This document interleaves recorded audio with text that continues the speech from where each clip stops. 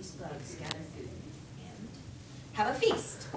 Yes, each and every year these bugs have a feast. Just to socialize, just a day to get together, and all bugs are relatively equal. And each year they would spend months and months and months gathering food, preparing for this feast. All except for one, called the little ant. Now this ant, now I guess you're wondering why this ant wouldn't help gather food. I mean, he's an ant. Of course he would gather food. But the thing is, he thought he was much too small to help out.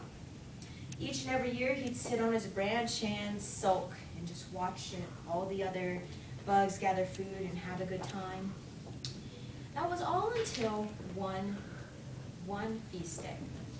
The Gigantic Little Hero by Matt Whitlock, and brought to life by me. And so this particular feast day was quite unusual for at least one other bug, and that was the spider. You see, usually he would see the ant, but he wouldn't really talk to him simply because he was quite busy. He was quite slow in preparing the food. 8 arms can sometimes get in the way. But this particular year, somehow he managed to finish early. And so he was walking along and found the little ant and decided to ask him a question. Why, hello there, chap. What are you doing here sulking around? Why not help others? Well, Mr. Spider, you see, I'm much too small to help out. I mean, look at that leaf. It's at least 10 times my size. It wouldn't be wise to try and lift that food. Well then, chap, I am sure we could deliver it to your anthill if we both took a side. And so, with ant on the front and spider in the back, they lifted the leaf and started towards the anthill. The anthill was about an inch away. I know that's only about probably 1/60th of a step to us, but to these little bugs, that was about a mile. Now, Spider had only gone along for about 5 minutes or so when he heard something. Help! Help! It was his friend the worm, who had somehow gotten himself stuck under a rock. That's a completely different story. And so without a second thought, Spider took his lasso and started helping the worm, dropping the leaf and leaving poor Ant to bear all of the weight. Ant had no idea that his friend had left and just continued carrying it to his anthill. He continued going, one little step at a time, without even looking back. Finally, Ant arrived at his anthill. Well, thanks, Mr. Spider? Spider? Well, Ant searched high and he searched low. He searched under every nook and cranny a spider could hide. Finally got on top of his anthill, and, well, I guess Mr. Spider had a tight schedule. I'll be sure to thank him at dinner tonight. So Ant hopped off his little anthill and started walking towards the branch. And he rather ran into a berry. He was about to go around it when another friend of his came hopping along.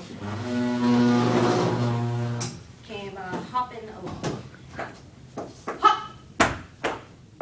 Why, howdy there, Ant! It was the grasshopper.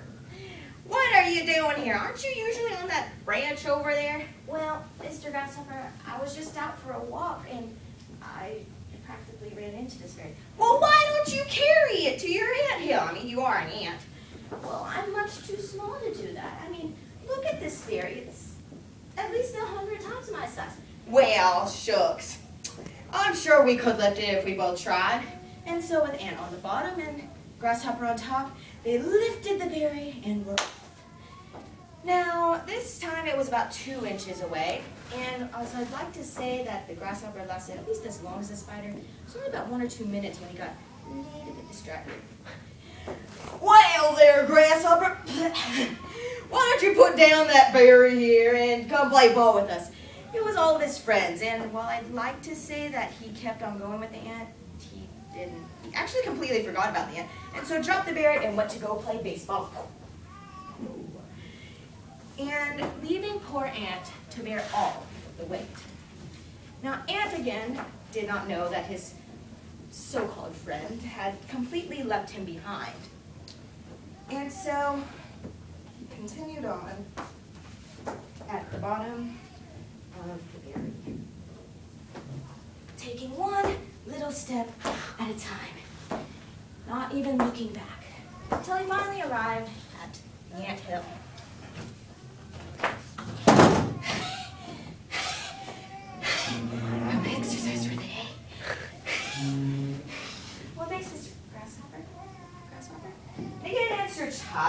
searched low. He searched under every nook and cranny a grasshopper could hide, which really wasn't that many. He was kind of in the middle of nowhere. Finally, he went on the top of the hill and surveyed the land. Well, I guess he had a tight schedule too. I'll be sure to thank him at dinner tonight. And so Ant went on and decided to go ahead and prepare big berry pie and a nice, wonderful ant salad. Ant Caesar salad. So he mixed and he cut and he baked the pie, and by, the feast came along. So, when the feast came along, the ant was quite excited, actually. There was a dance party.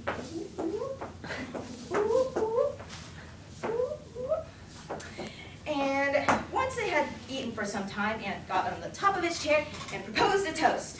I'd like to thank the spider and the grasshopper for helping me out earlier today.